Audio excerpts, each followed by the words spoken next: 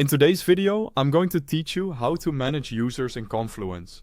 By the end, you'll be comfortable inviting users, assigning the right permissions, and removing or deactivating access when someone leaves your team. First, open your Confluence site and log in using an account with admin access. You'll need administrator privileges to manage users. If you don't see the options I mention next, it likely means your account doesn't have the necessary permissions, so check with your site admin. Once you're in, head to the gear icon in the top right corner and choose Confluence Administration. From there, click User Management. This is the central place where you can view everyone who has access, organize groups, and troubleshoot access issues. It's helpful to familiarize yourself with the users and groups sections here, because groups are how most permissions are controlled across spaces and features. To add or invite a new user, click Invite Users. Enter their email address, make sure Confluence Access is selected, and then click Invite. The person will receive an email prompting them to join.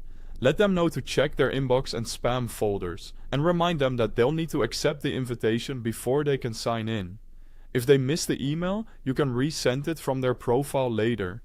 If you need to get to Confluence quickly, or share it with your team, there's a link to the site at the very top of the description for easy access. After inviting someone, set their permissions by assigning them to the right group.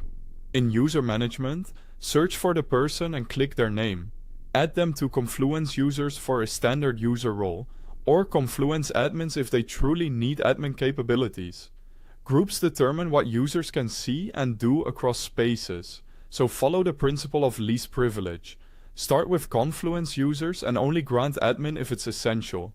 When someone no longer needs access, search for their profile, open it, and choose Remove Access or Deactivate User. Either option instantly blocks their login. Deactivation is often preferred because it keeps their history intact while preventing sign-in. If you ever need to adjust access later, open the user's profile again.